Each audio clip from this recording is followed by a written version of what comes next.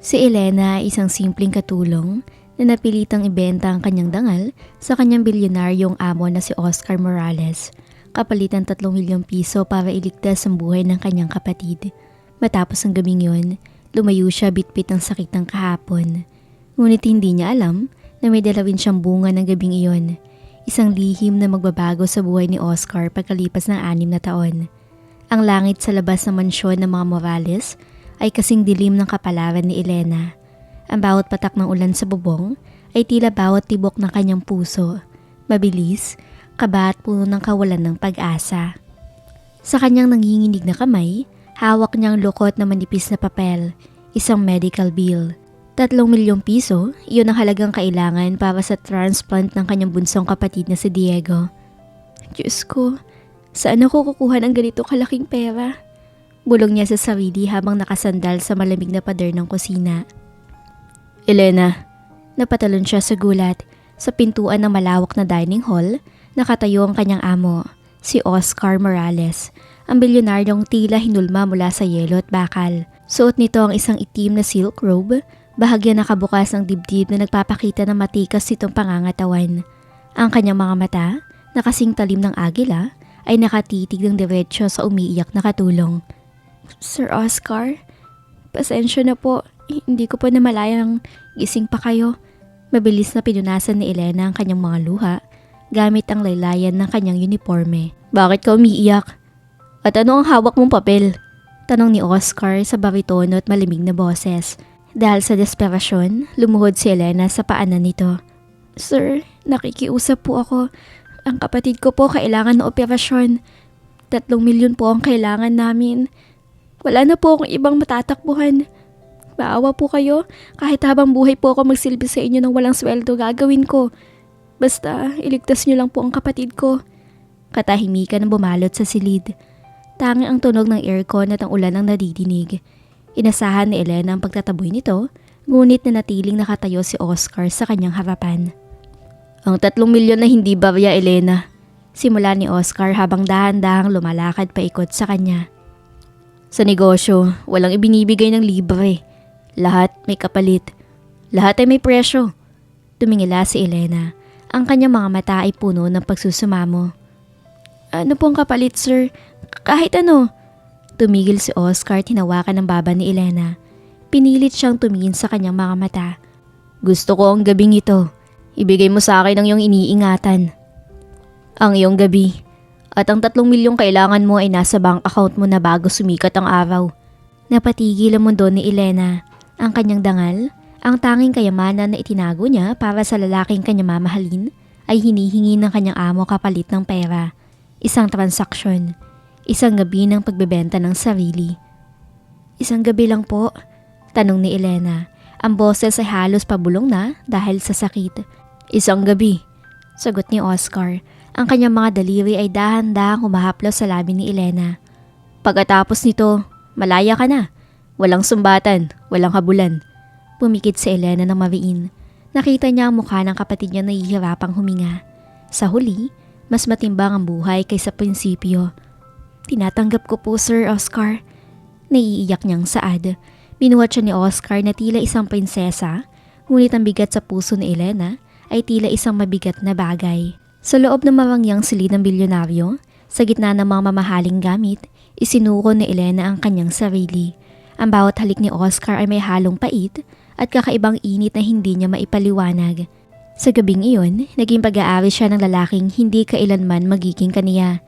Dahan-dahang minulat ni Elena ang kanyang mga mata, habang ang sinag ng umaga ay pilit na sumisilip sa pagitan ng makakapal na kortinang ginto sa silid ni Oscar. Ang unang naramdaman niya ay ang hapdi. Hapdi sa kanyang katawan at mas matinding sakit sa kanyang dangal. Sa tabi niya, bakante na ang kama. Ang tangi na iwan ay ang amoy na mamahaling pabango ni Oscar at ang malimig na bahagi ng unan na kanina lang ay kinaroroonan nito. Sa ibabaw ng nightstand, nakapatong ang isang pirasong papel. Hindi iyon sulat ng pag-ibig. Iyon ay isang resibo ng bank transfer. 3 milyong piso. Bayad na ako. Pabulong na sabi ni Elena. Ang kanyang boses ay nanginginig. Bayad na ang buhay ng kapatid ko. Pero bakit pakiramdam ko patay na din ako? Nagmamadali siyang bumangon, Bawat kilos niya ay tila may kasama ng sakit na nagpapaalala sa bawat sandali na nagdaang gabi. Ang mga haplos ni Oscar na akala mo'y totoo, ang mga bulong nitong tila may kahulugan. Ngunit sa huli ay bahagi lamang ng isang malamig na transaksyon. Mabilis niyang isinuot ng kanyang kupas na uniforme, kinuha ang kanyang lumang bag at hindi na lumingon pa. Hindi na siya nagpaalam sa mayordoma o sa mga kapwa niya katulong. Para sa kanya, ang mansyong iyon ay naging isang magandang kahulugan na ngayon ay kailangan na niyang takasan. Lumipas ang 2 buwan, malayo na si Elena sa Manila. Namumuhay siya sa isang maliit na bayan ng Quezon. Maayos na ang kanyang kapatid at iyon lang ang tanging nagbibigay sa kanya ng lakas. Ngunit isang umaga, habang nagluluto siya ng agahan, biglang umikot ang kanyang paligid. Ang amoy ng pritong isda na dati niyang paborito ay biglang inayawan na niya. Mabilis siyang tumakbo sa labas at sumuka sa ilalim ng punong mangga. Ang kanyang sikmura ay tila binaliktad at ang kanyang tuhod ay nanghina. "Elena, ayos ka lang ba anak?" Tanong ng kanyang tiya Melinda, bakas ang pag-aalala sa mukha nito. "Pansin ko nitong mga huling araw, lagi kang tulog at maputla. Hindi kaya..." "Hindi po tiya, napagod lang siguro ako sa paglalaba." Pagtanggi ni Elena, ngunit ang kaba sa kanyang puso ay mas malakas pa sa kulog. Kinabukasan, palihim siyang bumili ng pregnancy test sa bayan. Sa loob ng maliit at madilim na banyo, habang hinihintay ang resulta, tila tumigil ang pag-ikot ng mundo. Nang tignan niya ang maliit na plastik, 2 pulang guhit ang malinaw na nakaguhit. Positibo, buntis siya. Naupo si Elena sa sahig, ang kanyang mga kamay ay dahan-dahang dumapos sa kanyang patag na tiyan. Doon niya na-realize na gabing akala niya ay tapos na, ang gabing binayaran ng 3 milyon, ay magbubunga ng isang buhay na magtatali sa kanya kay Oscar Morales habang buhay. "Anak," hikbi niya, paano ko sasabihin sa'yo na ang iyong ama ay binili ang iyong ina sa halagang 3 milyon? Pero kahit anong mangyari, ilalaban kita anak, dahil mahal na mahal kita." 5 taon pa ang lumipas mula nang lisanin ni Elena ang marangyang mansyon ng mga Morales. Ngayon, sa isang tahimik na bayan sa tabing dagat, hindi na siya ang takot at desperadang katulong. Ngayon, sa isang tahimik na bayan sa tabing dagat, hindi na siya ang takot at desperadang katulong. Siya na ang masipag na may-ari ng isang maliit, ngunit sikat na kainan sa tapat ng exclusive resort. Ngunit sa likod ng kanyang mga ngiti, may isang kayamanan siyang iniingatan. Ang kanyang anak na si Ethan. Si Ethan ay 5 taong gulang na, ngunit sa murang edad, bakas na dito ang dugong nananalaytay sa kanyang mga ugat. Ang matatalas na mata, ang hubog ng ilong, at ang kakaibang talino sa numero. Lahat ng iyon ay replika ni Oscar Morales. "Nanay, bakit po kailangan natin magluto ng madami ngayon?" Tanong ni Ethan habang tinutulungan ang ina na magayos sa mga kubyertos. Ang boses ng bata ay puno ng kuryosidad. "Dahil may mga bisitang darating mula sa Manila anak. Malalaking tao sila kaya dapat ayusin natin ang serbisyo."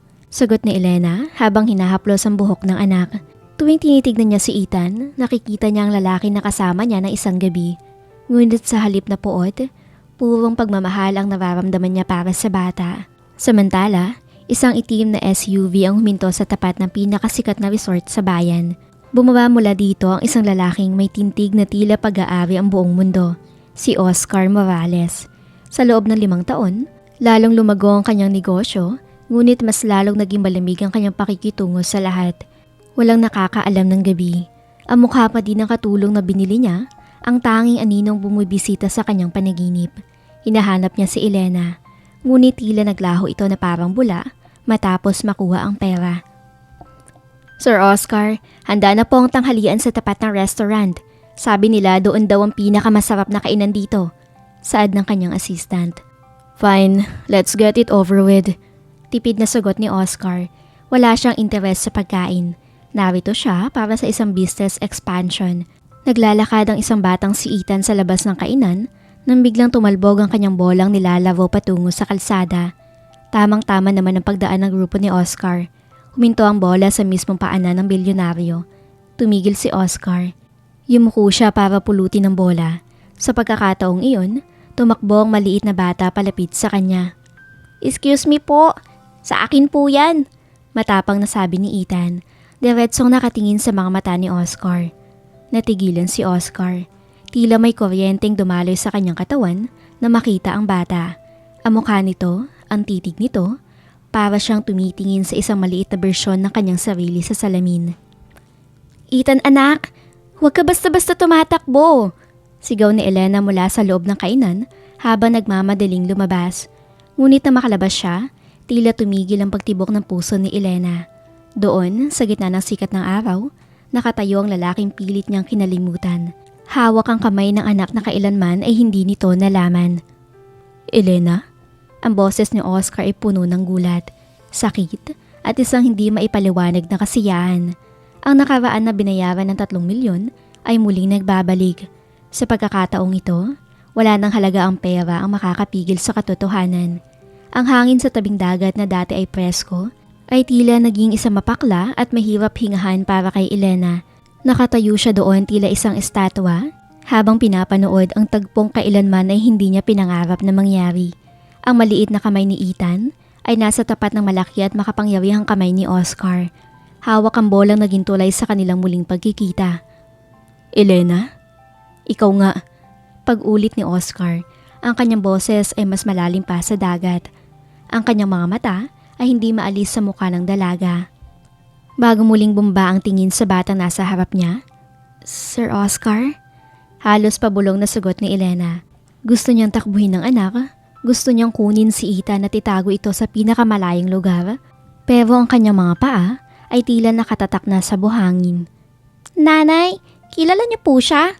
Tanong ni Ethan. Pabalik-balik ang tingin sa kanyang ina at sa estrangherong tila nakakita ng multo. Hindi anak, tara na sa loob. Mabilis na lumapit si Elena at hinila si Ethan palayo. Pasensya na po sir, madami pa kaming ginagawa. Ngunit bago pa sila makahakbang, hinawakan ni Oscar ang braso ni Elena. Hindi mahigpit, pero naroon ang otoridad na hindi matatanggihan. Huwag kang tumakbo Elena. Hindi ngayon. Sino siya? Lumingon si Elena, pilit na itinatago ang panginginig sa kanyang mga labi.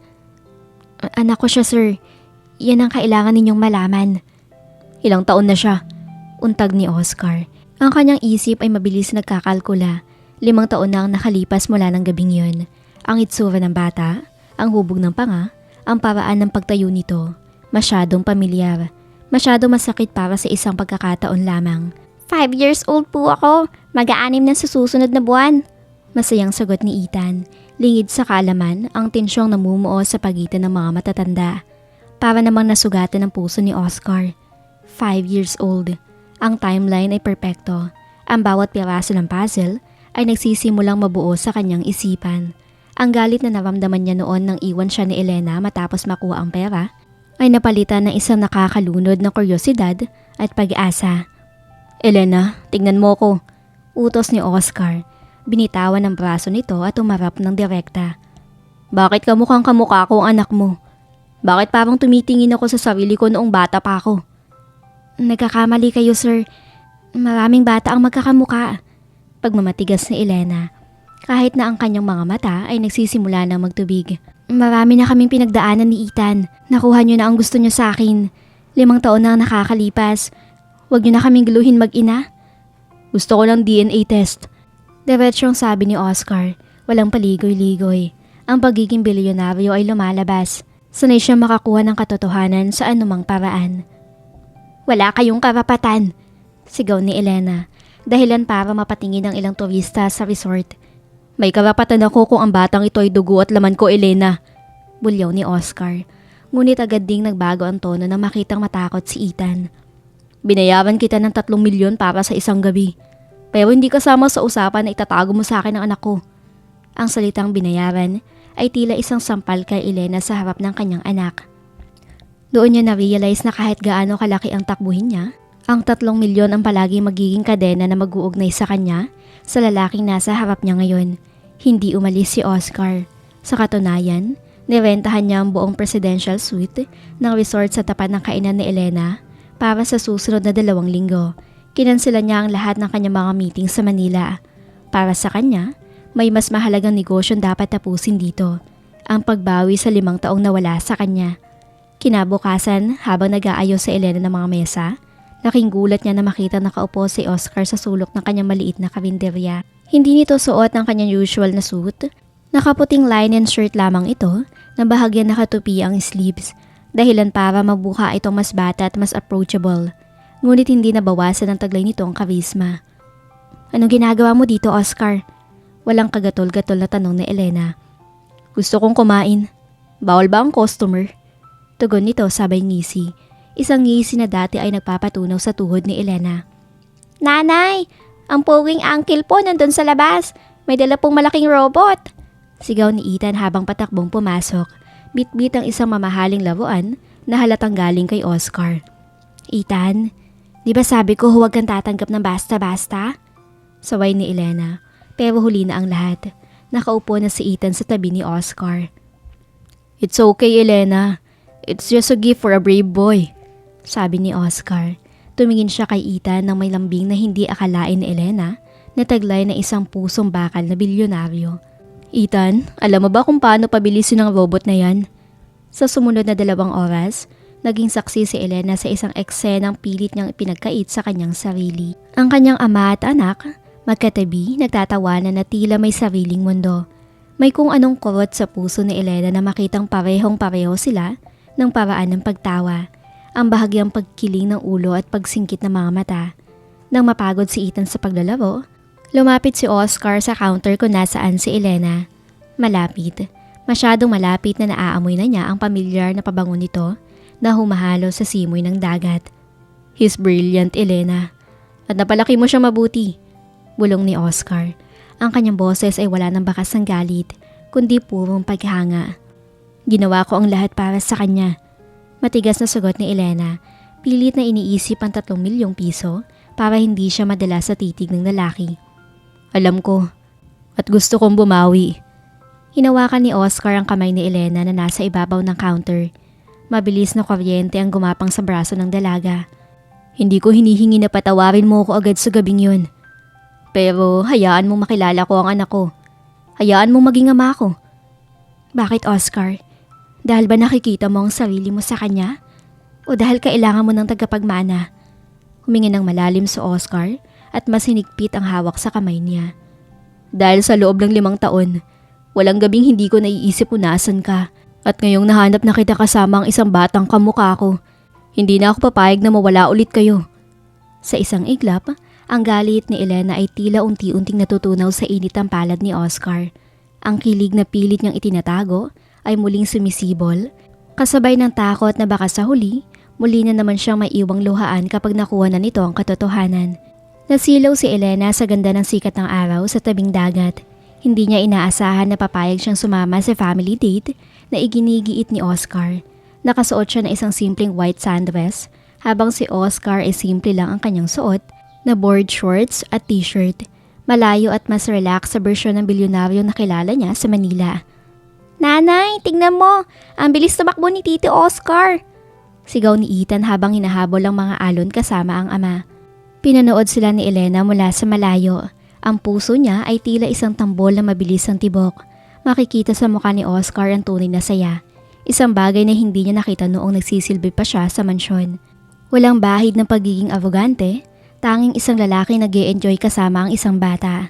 Nang mapagod si Ethan, tumakbo ito patungo sa isang sandcastle na sinimulan nilang buuin. Lumapit naman si Oscar kay Elena at tumabi sa kanya sa ilalim na malaking payong. Salamat, Elena. Seryosong sabi ni Oscar habang pinupunasan ng pawis ng kanyang noo. Para saan? Tanong ni Elena. Iniiwas ang tingin dahil sa sobrang lapit na kanilang mga balat. Para sa pagkakataong ito. Alam ko madami akong pagkukulang. At alam ko ang paraan ng pagsisimula natin ay hindi maganda. Sagot nito. Hinawakan ni Oscar ang kamay ni Elena at dahang-dahang nilaro ang kanyang mga daliri. Pero tingnan mo siya. Napakasaya niya. At sa totoo lang, ako din parang nakompleto bigla ang pagkatao ko. Uminit ang pisngin ni Elena. Ang kilig na pilit niyang isinusugpo ay tila isang baha na sumisira sa kanyang mga depensa. Oscar, wag mo sanayin ang bata. Alam nating pareho na pansamantala lang ito. May buhay ka sa Maynila. May kumpanya ka. Paano kung sabihin ko sa iyong handa akong ilipat ng opisina ko dito? O isama ko kayo sa akin doon? Hindi bilang katulong, Elena, kundi bilang pamilya. Bulong ni Oscar. Ang kanyang mga mata ay puno ng katapatan. Magsasalita sana si Elena nang biglang tumunog ang mamahaling cellphone ni Oscar na nakapatong sa lamesa. Nakita ni Elena ang pangalang tumatawag, Sofia. Tila binuhusan ng malamig na tubig si Elena. Ang pangarap na unti-unting nabubuo sa kanyang isipan ay gumuho ng isang saglit. Nakalimutan niya, ang mga bilyonaryong katulad ni Oscar ay lagi may nakalaang kapareha sa kapantay ng kanilang estado. Nagbago ang ekspresyon sa mukha ni Oscar. Tumayo siya at lumayo ng kaunti para sagutin ang tawag. Nadidinig ni Elena ang boses nito na naging formal at malamig muli. Yes, Sofia, I'm busy. I'll be back in a few days. Don't go there. Mariing sabi ni Oscar bago ibaba ang telepono. Pagbalik niya kay Elena, ang kaninang kilig ay napalitan ng isang pader ng katahimikan. Kailangan mo na sigurong bumalik, Oscar. May naghihintay sa'yo. Malamig na sabi ni Elena habang tinatawag si Ethan para umuwi. Elena, let me explain. Wala kang dapat ipaliwanag. Binayaran mo ko ng 3 milyon para sa isang gabi, hindi para sa buong buhay mo. Putol ni Elena. Ang sakit na nakaraan ay muling bumabalik, mas matindi kaysa noon. Hindi alam ni Oscar na ang tawag na iyon ay simula lamang ng mas malaking gulo. Si Sofia, ang babaeng nakatakda niyang pakasalan para sa isang business merger, ay hindi basta-bastang papayag na may katulong na aagaw sa kanyang posisyon. Lalo na kung may batang sangkot. Ang sikat ng araw ay tila naging isang maputla na may isang marangyang puting sasakyan ang huminto sa tapat ng karinderya ni Elena. Bumaba mula rito ang isang babaeng tila galing sa cover ng isang fashion show magazine. Si Sofia.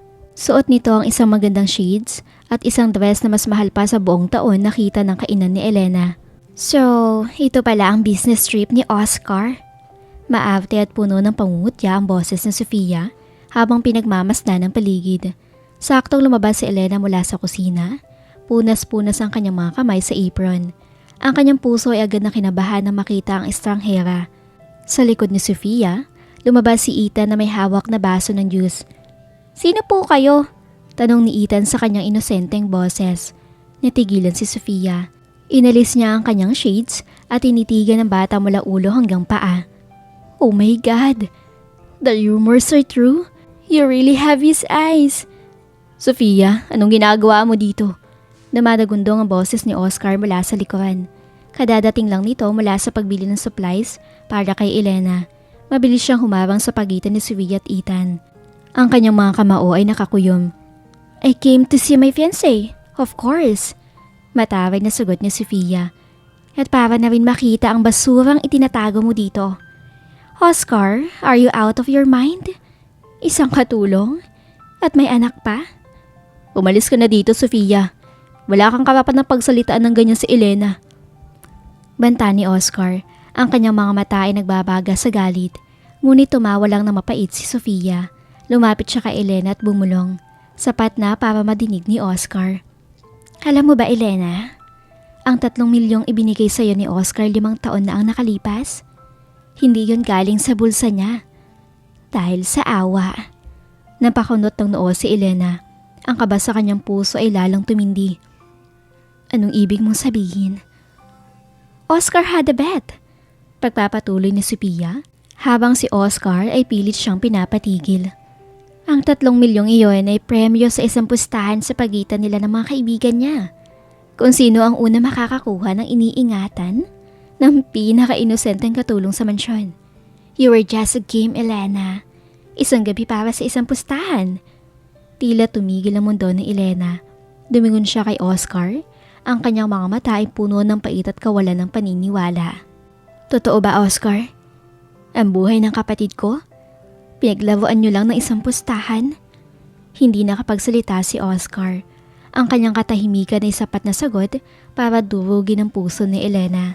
Ngunit bago pa makapagsalita si Elena, may isa pang pasabog si Sofia. And here's the best part. Nakangising sabi ni Sofia.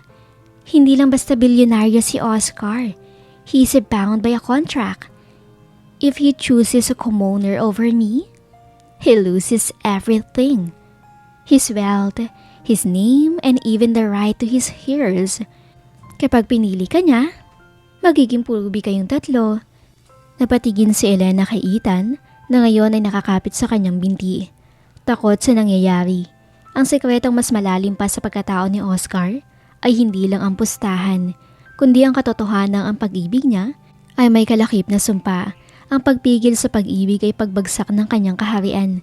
Nanatiling nakatayo si Oscar, ang kanyang balikat ay bagsak habang ang hangin sa paligid ay tila naging buhawi. Ang bawat salitang binitaw ni Sofia ay tila mga bala na tumama sa puso ni Elena. Ang 3 milyong piso na akala ni Elena ay tulong mula sa langit ay bunga pala ng isang mapait na pustahan. Totoo ba, Oscar? Pag-uulit ni Elena. Ang boses niya ay basag, puno ng pait. Ang gabing yon, ang gabing ibinigay ko ang lahat para iligtas ang kapatid ko. Laro lang sa inyo. Elena, makinig ka. Lumapit si Oscar at sinubukang hawakan ang kamay ni Elena, ngunit mabilis itong umiwas. Noong una, oo, aaminin ko. Ganoon nga, bata pa ako noon. Arrogante at walang pakialam sa mundo. Pero bago matapos ang gabing yon, nagbago ang lahat. Nahulog ako sa iyo, Elena. Kaya kita hinahanap ng 5 taon. Nahulog? O nakonsensya? Bulyaw ni Elena. Pinaglaruan niyo ang dangal ko. At ngayon narito ka? Umaarte na parang gusto mong maging ama habang may fiancé ka pala. At isang kontrahatang mawawala ang lahat sa iyo kapag pinili mo kami. Tumingin si Elena kay Ethan na ngayon ay umiiyak na sa gilid. Ang inosenteng bata ay saksi sa pagkakataon ng kanyang mundo ay nagigiba. Sa puntong iyon, naintindihan ni Elena ang kailangang gawin. Kung mananatili sila kay Oscar, magiging dahilan sila ng pagbagsak nito. At mas malala, kakailanganin nilang labanan ang mundong puno ng mga tulad ni Sofia, ang taong ituturing na basura o pagkakamali lamang ang anak niya. Umalis na kayo! Mahinahong sabi ni Elena, ngunit ang bawat salita ay may bigat sa isang hatol. No, Elena, hindi ako aalis nang wala kayo, giit ni Oscar. I don't care about the money. I don't care about the Morales name. Pero mahalaga sa iyo yun, Oscar. Sigaw ni Elena habang ang mga luha ay malayang dumadaloy. Ayoko lumaki ang anak ko na tinatahog na dahilan ng pagbagsak ng ama niya. Ayoko maranasan niya ang pangungutya ng mga tao sa Manila. Ang 3 milyong piso na yon, yun na ang huling kabayaran mo sa amin. Tapos na tayo. Nang gabing iyon, habang mahimbing na natutulog si Ethan, muling nag-impake si Elena. Sa ilalim ng liwanag ng buwan, tiningnan niya ang kanyang anak. Ang mukha ni Ethan ay ang tanging alaala ni Oscar na hinding-hindi niya itatapon. Para sa kinabukasan mo ito, anak. Bulong niya. Lumabas si Elena ng bahay, bit-bit ang bag at ang kanyang anak. Ngunit bago siya tuluyang lumayo, isang anino ang humarang sa kanya sa may kalsada. Si Oscar. Nakasandal ito sa kanyang sasakyan. Hindi kita hahayaang mawala ulit, Elena, sabi ni Oscar. Lumapit siya at sa isang iglap, hinila niya si Elena para sa isang mapusok na halik. Isang halik na puno ng pagsusumamo, pag-ibig at pangakong hindi bibitaw. Bitawan mo ko, Oscar, hikbi ni Elena sa pagitan ng kanilang mga labi. Kahit maging pulubi ako, Elena, mas gusto kong maging mahirap kasama kayo kaysa maging bilyonaryo sa mundong bala kayo. Bulong ni Oscar habang nakadikit ang kanyang mga noo. Ngunit sa kabila ng kilig at init ng sandali, alam ni Elena hindi sapat ang pag-ibig para labanan ng isang kaharian. Sa isang mabilis na pagkilos, tinulak niya si Oscar at sumakay sa isang naghihintay na tricycle. Ang huling nakita ni Oscar ay ang mga matang puno ng pag-ibig, ngunit puno rin ng determinasyon lumayo. 3 buwan na nakalipas mula nang lisanin ni Elena ang tabing dagat. Ngayon, naninirahan siya sa isang liblib na barangay sa paanan ng bundok sa Batangas. Dito, ang tanging nadidinig niya ay tilaok ng manok at ang kalinsing ng mga kagamitan sa bukid. Akala ni Elena ay sapat na ang layo na ito upang hindi na sila mahanap ni Oscar. Ngunit tila may sariling GPS ang tadhana pagdating sa 2 pusong nakatadhana. Isang hapon, habang naglalakad si Elena pauwi galing sa pamilihan, napansin niya isang grupo ng mga construction worker na nag-aayos na nasirang tulay sa kanilang baryo. Ang init ng araw ay nakakapaso at ang mga lalaki ay pawisan habang nagbubuhat ng mabibigat na sako ng semento. Napatigil si Elena na makita ang isang lalaki na katalikod.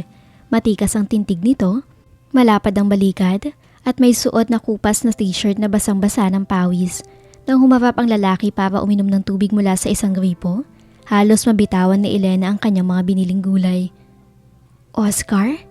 Pabulong na sambit niya.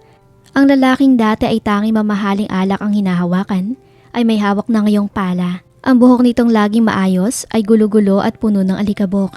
Ngunit sa kabila ng dumi ng muka, ang kanyang mga mata ay nananatiling matalim at puno ng determinasyon.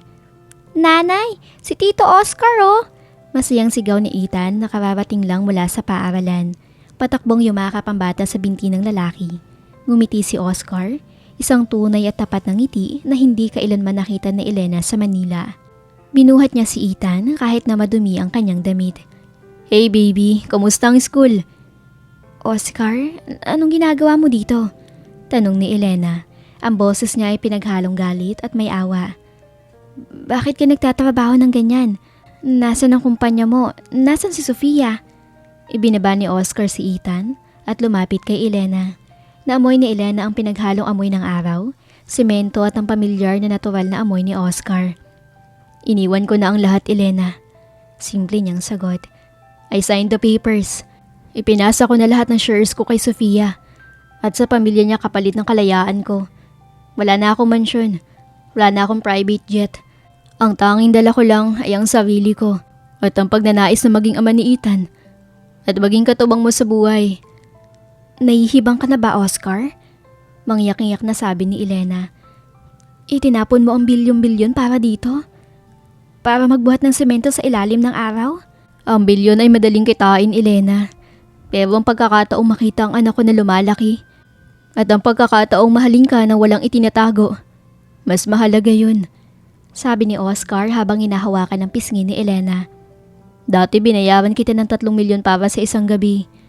Ngayon, ibibigay ko ang buong buhay ko para lang mapatawad mo ko. Naramdaman ni Elena ang lupaypay na kanyang mga tuhod.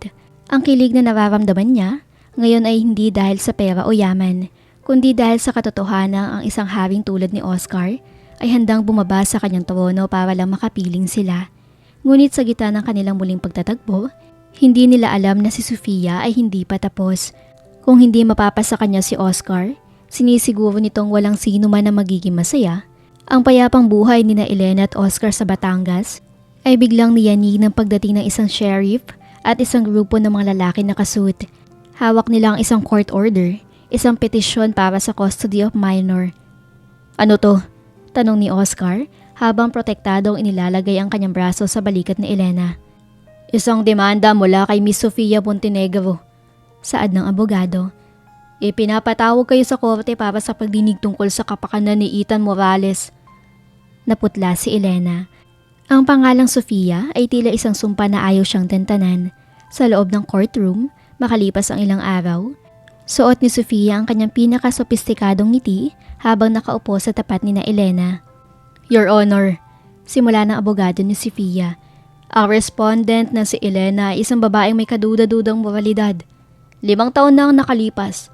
Ibinenta niya ang kanyang dangal sa halagang 3 milyong piso. Isang transaksyon dokumentado at may mga saksi. Naniniwala ang aking kliyente na ang isang bata ay hindi dapat lumaki sa ilalim ng pangangalaga ng isang babaeng kanyang ibinentang sarili para sa pera. Bulungan ng mga bumalot sa silid. Yumuko si Elena. Ang bawat salita ay tila latigo na humahagupit sa kanyang pagkatao. Ang pinakamasakit na bahagi ng kanyang buhay ay iniladlad sa harap ng madaming tao upang pahiyain siya. At tungkol naman kay Oscar Morales, pagpapatuloy ng abogado, siya ay kasalukuyang walang trabaho at walang sapat na kakayahan upang tustusan ang marangyang buhay na nararapat para sa isang Morales. Samantalang si Miss Sofia, bilang tagapagmana ng Montenegro at Morales shares, ay may kakayahang ibigay ang lahat ng pangangailangan ng bata. Tumigil ka, sigaw ni Oscar. Tumayo siya at hinampas ang mesa. Pera kong ginamit ni Elena para iligtas ang kapatid niya. Ako may kasalanan, hindi siya. Ngunit sa mata ng batas, Mr. Morales, ang record ni Elena ay nagpapakita ng kawalan ng kapasidad na maging huwarang ina. Malamig na tugon ng judge na matapos ang pagdinig, hinarap ni Sofia si Elena sa labas ng courtroom. Sabi ko sa inyo, Elena, kapag inalaban mo ko, sisiguraduhin kong pati ang anak mo ay mawawala sa'yo. Hindi ka nararapat sa mundong ito. You're just a 3 million peso girl. Napaupo si Elena sa sahig ng koridor. Humahagulhol ng iyak. Ang kilig na naramdaman niya noong mga nakaraang araw ay napalitan ng purong takot. Takot na baka makuha sa kanya ang kaya sa isang dahilan ng kanyang paghinga. Patawarin mo ko, Elena. Bulong ni Oscar habang nayayakap siya na mahigpit. Hindi ko hahayaang mangyari yun. May huling baraha pa ako. Ano pang magagawa natin, Oscar? Hikbi ni Elena.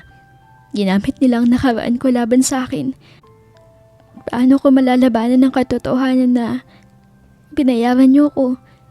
Lumingon si Oscar kay Sofia na naglalakad palayo. Ang kanyang mga mata, nagbalik ang bagsik ng isang bilyonaryo. Maaaring wala na sa kanya ang kanyang yaman, ngunit hindi na wala sa kanya ang talino na isang Morales. Isang plano ang nabubuo sa kanyang isipan. Isang plano na maglalantad sa tunay na dumi sa likod ng perpektong mukha ni Sofia. Hindi na makatulog si Elena. Ang bawat pikit niya ay nadidinig niya ang boses ng abogado na tinatawag siyang babaeng walang moralidad. Ngunit sa kabilang silid ng kanilang maliit na tinutuluyan, abala si Oscar. Gamit ang isang lumang laptop at ilang tawag sa mga taong pinagkakautangan niya ng loob, noong siya pa ang hari ng Makati, sinimulan niya ang kanyang pag-atake. Oscar, anong ginagawa mo? Tanong ni Elena nang datnan niya itong seryosong kausap ang isang lalaki sa madilim na sulok ng veranda. Binabawi ko ang buhay natin, Elena. Sagot ni Oscar. Lumingon siya sa lalaking kausap. Si Marcus, ang dating head ng kanyang security team na nanatiling tapat sa kanya. Sir, nahanap na namin ang digital footprint. Ulat ni Marcus. 5 taon na nakalipas, hindi lang basta pustahan ang nangyari. May nag-leak ng impormasyon tungkol sa sakit ng kapatid ni Elena sa mga kaibigan mo. May nagtulak sa kanila na hamunin ka. At ang perang ginamit na pusta, galing sa isang dummy account na pinag-aari ng Montenegro. Nanlaki ang mata ni Elena. Anong ibig mong sabihin? Planado ang lahat? Humarap si Oscar kay Elena at hinawakan ng kanyang mga balikat. Sofia knew I was attracted to you, Elena. Selosa siya noon pa man. Plano niyang dungisan ang pagkatao mo para kahit kailan hindi kita maging seryosong karelasyon. Siya nag-set up ng lahat para magmukha ako masama sa paningin mo at magmukha kang bayaran sa paningin ng mundo. Napakasama niya. Bulong ni Elena. Ang galit ay unti-unting pumapalit sa kanyang takot. Ginamit niya ang desperasyon mo para sa kapatid mo. Dagdag ni Oscar. Ang boses ay puno ng puot. Pero nagkamali siya ng kinalaban. Akala niya dahil sinuko kong kayamanan ko wala na akong pangil. Hindi niya alam na ang pinakamalaking pagkakamali niya ay ang iwanan sa akin ng mga access codes sa mga lumang server ng kumpanya. Sa sumunod na 2 araw, parang isang operasyong militar ang ginawa ni Oscar. Habang nagtatrabaho siya sa construction sa umaga, para hindi makahalata ang mga tauhan ni Sofia, sa gabi naman na isa-isa niyang itinatapon ng mga ebidensya. Mga lumang emails, bank transfer at isang video record mula sa lumang mansyon kung saan madidinig si Sofia na kausap ang mga kaibigan ni Oscar tungkol sa plano nilang sirain si Elena. Ready ka na ba, Elena? Tanong ni Oscar bago ang susunod na pagdinig sa korte. Natatakot ako, Oscar. Paano kung hindi maniwala ang judge? Hinalikan ni Oscar ang noon ni Elena, isang halik na puno ng pangako at proteksyon. Ngayon, hindi na tayo ang katulong at ang amo. Tayo ay mag-asawang lalaban para sa anak natin. Ipapakita natin sa kanila ang 3 milyong piso na yun ay hindi naging sapat para bilhin ang ating pagkatao. Pagpasok nila sa courtroom, lalong naging arrogante ang dating ni Sofia. Hindi alam na ang hawak ni Oscar nakahanda ng sumabog at lalamon sa kanyang marangyang mundo. Punong-puno ang courtroom. Hawak kamay na pumasok sina Elena at Oscar. Habang si Sofia ay nakaupo sa kanyang silya, kampante nag-aayos ng kanyang mamahaling alahas. Para sa kanya, tapos na ang laban. Sa isip niya, isang pulubi na lamang ang dating makapangyarihang si Oscar. Your Honor, tumayo ang abogado ni Oscar, si Marcos, na nagpalit na ng formal na suit. Mayroon kaming bagong ebidensya na magpapatunay na ang kasong ito ay hindi tungkol sa kapakanan ng bata, kundi isang malisyosong plano upang sirain ang puri ng aking kliyente. Objection! Sigaw ng abogado ni Sofia. Final na ang mga dokumento. Overruled, let the defense present their evidence. Mabiing saad ng judge. Nagplay ang isang audio recording sa loob ng courtroom. Boses iyon ni Sofia. Malinaw at puno ng puot. Siguraduhin niyang mapapapirma si Elena sa dokumentong yon. I want Oscar to think she's just after his money. At ang 3 milyong pusta, I will fund it. Gusto ko makita siyang maduro kapag nalaman niyang laro lang ang lahat. Natahimik ang buong silid. Namutla si Sofia.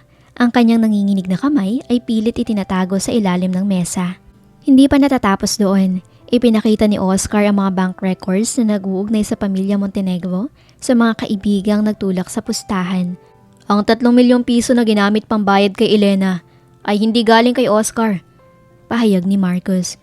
Ito ay galing sa pondo ni Miss Sofia Montenegro. Siya ang arkitekto ng gabing yon. Ginamit niya ang buhay ng isang batang may sakit upang manipulahin ang damdamin ng 2 tao. Tumingin ang judge kay Sofia na tila dumi sa kalsada. Dahil sa mga ebidensyang ito, ang petisyon para sa custody ay agad kong ibinabasura. At higit pa diyan, ang korte ay maglalabas ng warrant of arrest para kay Miss Sofia Montenegro para sa mga kasong false certification of documents at conspiracy to commit fraud. Hindi! This is a lie! Sigaw ni Sofia habang nilalapitan siya ng mga pulis. Oscar, I did this for us. Mahal kita! Hindi siya tiningnan ni Oscar. Sa halip, humarap si Oscar kay Elena sa harap ng madaming tao. Lumuhod siya hindi bilang isang bilyonaryo, kundi bilang isang lalaki na tagpuan na ang kanyang tahanan. Elena, simula niya, ang kanyang boses ay puno ng emosyon. Sa harap ng batas at mga taong ito, gusto kong bawiin ang lahat ng sakit na naibigay ko sa'yo. Noong gabing yon, akala ko binili kita. Pero ang totoo, ikaw ang nagligtas sa akin mula sa pagiging isang taong walang puso. Nilabas ni Oscar ang isang singsing. Hindi ito kasing laki ng mga dati niyang kayamanan, ngunit gawa ito sa tapat na pinagtrabahuan niya sa construction. Wala na akong bilyon-bilyon sa ngayon. Pero meron akong mga kamay na handang magtrabaho para sa inyo ni Ethan. Elena, pakasalan mo ko. Hayaan mong ibigay ko sa iyo ang pangalang hindi mababayaran ng kahit anong halaga. Umiyak si Elena, ngunit sa pagkakataong ito, luha ito ng kaligayahan. Hindi ko kailangan ng bilyon mo, Oscar. Ang kailangan ko ay lalaking handang magbuhat ng semento para lang makasama kami. Yes, Oscar. Oo, papakasalan kita. Nagpalakpakan ng mga tao sa loob ng korte. Sa gitna ng kaguluhan, nayakap ni Oscar si Elena ng mahigpit. At isang matamis na halik ang nagsilbing selyo ng kanilang bagong simula.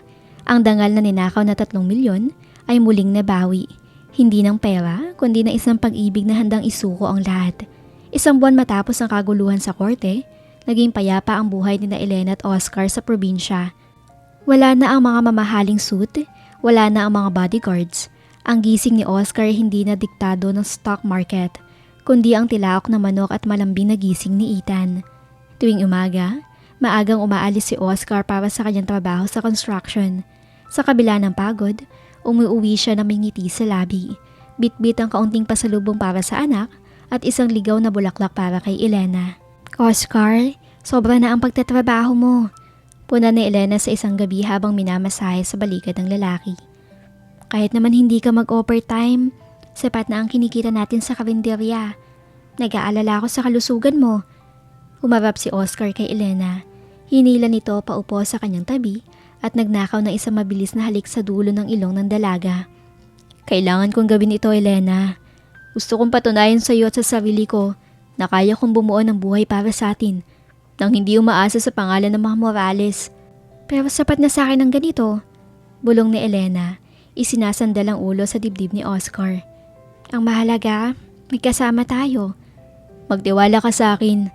May huling sorpresa ako. Nakangising sabi ni Oscar. Kinabukasan, imbes na sa construction site dumiretso, dinala ni Oscar sina Elena at Ethan sa isang burol na matatanaw ang buong dagat. Doon, sa gitna ng malawak na lupain, may nakatayong isang modernong farmhouse. Hindi ito kasing laki ng mansyon sa Manila, ngunit napakaganda nito. Puno ng bintanang salamin at yari sa matetibay na kahoy at bato. Kaninong bahay ito? Tanong ni Elena, manghang-mangha sa ganda ng arkitektura. Sa atin, sagot ni Oscar. Inabot niya isang susi kay Elena. Habang nagtatrabaho ako sa construction, hindi lang ako basta laborer. Ginamit ko natitira kong personal na savings na hindi sakop ng kumpanya. At ako mismo ang nagdisenyo at tumulong sa pagbuo nito. Ang bawat pako na ginamit ko dito, bawat semento na hinalo ko ay para sa inyo. Nanlaki ang mga mata ni Elena. Kaya ka ba laging gabi-gabi na kong umuwi? Oo, gusto kong ibigay sa inyong tahanan na hindi nabahiran ng kahit anong pusta o kasamaan. Isang tahanan na itinayo mula sa pagtatrabaho ko bilang isang ordinaryong tao. Paliwanag ni Oscar, ang mga mata ay nangniningning sa tuwa. Wow, may guarding po para sa mga toys ko, Daddy Oscar! Sigaw ni Ethan habang patakbong pumasok sa loob. Niyakap ni Elena si Oscar na mahigpit. Sobra-sobra na ito, Oscar. Salamat sa hindi pagsuko sa amin. Hindi ako susuko, Elena. Ang 3 milyong piso na yun, ang pinakamaling desisyon ko. Pero ang mahalin ka, ang pinakatamang ginawa ko sa buong buhay ko. Bulong ni Oscar bago dahan-dahang hinalikan si Elena sa ilalim ng papalubog na araw. Sa sandaling iyon, naramdaman nila ang tunay na kalayaan. Ang bilyonaryong naging laborer ay nahanap ang kanyang tunay na kaharian sa piling ng babaeng minsan niyang binayaran. Ngunit ngayon ay kanyang pinapahalagahan na higit pa sa anumang yaman sa mundo. Ang tunay na pag-ibig ay hindi natatapos sa pagpili sa isa't isa. Kailangan mo itong panindigan sa harap ng lahat. Lalo na sa harap ng mga taong naniniwalang hindi ito sapat. Naging abala ang buong linggo ni na Elena at Oscar sa pag-aayos ng kanilang bagong farmhouse. Ang amoy ng sariwang pintura at bagong tabas ng damo ay naging hudyat ng kanilang bagong simula. Ngunit sa gitna ng kanilang paghahanda para sa isang simpleng kasal sa tabing dagat, isang pamilyar na anino ang dumating. Isang itim na limousine ang huminto sa tapat ng kanilang gate. Bumaba mula dito ang isang matandang lalaki na may hawak na tungkod, si Don Alberto Morales, ang ama ni Oscar. Ang kanyang mukha ay tila bato, walang emosyon at bakas ang puot. Oscar, ang boses na matanda ay may ugong at puno ng otoridad. Itinapon mo ang lahat para sa isang dampa at sa isang babaeng naging katulong lamang sa ating mansyon. Napahigpit ang hawak ni Oscar sa kamay ni Elena. Ramdam niya ang panginginig ng dalaga, kaya dahan-dahan niya itong hinilas sa kanyang likuran upang protektahan. Hindi ito dampa, Papa. Ito ang tahanan ko. At ang babaeng tinutukoy mo ay magiging asawa ko at ina ng iyong kaaysa isang apo. Lumingon na matanda kay Ethan na nagtatago sa likod ni Elena. Bahagyang lumambot ang mga mata ni Don Alberto nang makita ang bata, ang carbon copy ng kanyang anak at ng kanyang sarili noong kabataan. Ngunit mabilis itong bumalik sa pagiging istrikto. I can give you back your position, Oscar. I can wipe out the records na ginawa ni Sofia. Bumalik ka lang ng Manila. Iwan mo ang babaeng ito at dadalhin natin ang bata sa abroad para bigyan ng magandang edukasyon. Alok ng matanda. Hindi mabibili ng posisyon ng kaligayahan ko, Papa. Diretso at matapang na sagot ni Oscar. 5 taon ako nabuhay sa yaman pero ang puso ko ay malungkot. Dito, nagbubuhat ako ng simento. Napapagod ako. Pero gabi-gabi ako nakakatulog na alam kong mahal ako ng mga tao nasa paligid ko. Lumapit si Elena, pinatigas sa kanyang loob. Don Alberto, alam ko pong sa tingin niyo ay hindi ako karapat-dapat. Pero ang 3 milyong piso na naging mansyo sa amin noon ay binuwa ng pagmamahal ni Oscar. Handa po kami magsumikap ng sarili naming pawis. Tinitigan ni Don Alberto ang dalaga. Isang mahabang katahimikan ang namayani. Sa huli, huminga ng malalim ang matanda. You really are Morales, Oscar. Matigas ang ulo. Pero kung sa tingin mo ay mas mahalaga ang pag-ibig kaysa sa kayamanan ko, patunayan mo, anak. Papatunayan ko po, Dad. Araw-araw, sagot ni Oscar. Nang umalis ang limousine ni Don Alberto, tila may malaking tinik na nabunot sa puso ni Elena. Napayakap siya kay Oscar. Salamat sa pagpili sa amin ng paulit-ulit. Ikaw lang pipiliin ko, Elena. Kahit sa 10 buhay pa. Bulong ni Oscar habang hinahaplos ang pisngi ng dalaga. Handa ka na ba? Bukas magiging Mrs. Morales ka na. Hindi dahil sa pera ko, kundi dahil sa pangakong binuo natin sa ilalim ng ulan at araw. Kinabukasan, sa ilalim ng isang arcos na gawa sa mga lokal na bulaklak, nagpalitan sila ng matamis na I do. Walang malalaking media, walang mga plastic na kaibigan. Tanging sila, si Ethan at ang dagat na naging saksi sa kanilang kwento. Habang sinasayaw ni Oscar si Elena sa kanilang first dance bilang mag-asawa, naramdaman ni Elena ang tunay na kilig. Yung kilig na hindi nabibili, yung kilig na nararamdaman mo kapag alam mong nasa tamang bisig ka na. At napakasaya nilang mag-asawa ng sandaling iyon. 10 taon pa ang mabilis na lumipas.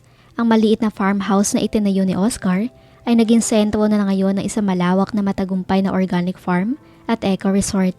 Hindi na muling bumalik si Oscar sa korporasyon ng kanyang ama bilang isang empleyado. Sa halip, itinayo niya ang sarili niyang pangalan. Ang Morales Harvest ay naging isang pinakamalaking supplier ng mga organikong produkto sa buong bansa. Isang hapon, habang naglalakad sina Elena at Oscar sa kanilang taniman, isang pamilyar na sasakyan ang huminto sa kanilang tapat. Bumaba si Don Alberto. na mas matanda na ngayon, ngunit may bakas sa ngiti ng kanyang mga labi. Papa, napadalaw kayo, bati ni Oscar sabay yakap sa ama. Andito ako hindi para makialam, kundi para humingi ng payo sa aking anak na mas magaling pa palang negosyante kaysa sa akin.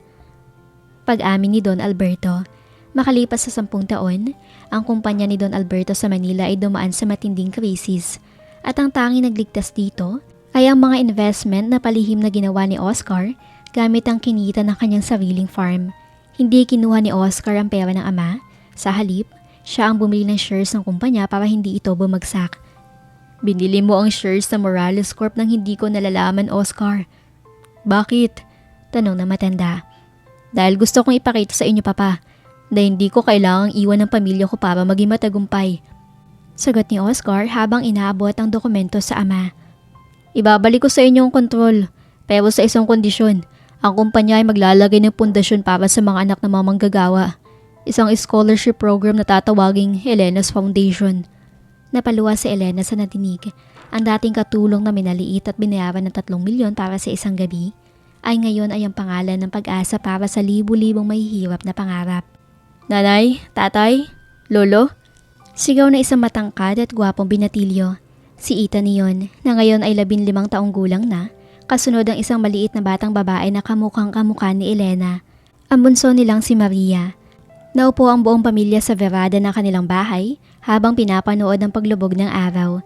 Hinawakan ni Oscar ang kamay ni Elena, na ngayon ay may suot na ring ginto na simbolo ng kanilang 10 taon na pagsasama. Elena, naalala mo ba noong gabing yun? Bulong ni Oscar. Ang 3 milyong piso na yun. Ang 3 milyong piso na yun ang pinakamahal na pagkakamali mo, Oscar. Nakangiting putol ni Elena. Mali ka, bawi ni Oscar, sabay haplos ng buhok ng asawa. Yun ang pinakamagandang investment ko. Dahil sa 3 milyon na yun, nahanap ko ang tanging kayamanan na hindi ko kailanman ibibenta o ipagpapalit. Ikaw at ang ating pamilya. Sa ilalim ng kalangitang puno ng bituin, wala na ang pait na nakaraan. Ang 3 milyon ay naging barya na lamang kumpara sa kaligayahang tinatamasa nila ngayon. Ang kwento ng katulong at ng bilyonaryo ay hindi nagtapos sa pera, kundi sa isang pag-ibig na tunay, tapat at higit sa lahat, libre ang ibinibigay araw-araw. At dito na po nagtatapos ang ating kwento. Sana ay muli ninyo akong samahan sa mga full story na nais kong ibahagi sa inyo. Please like, share, subscribe for more updates. Maraming salamat po.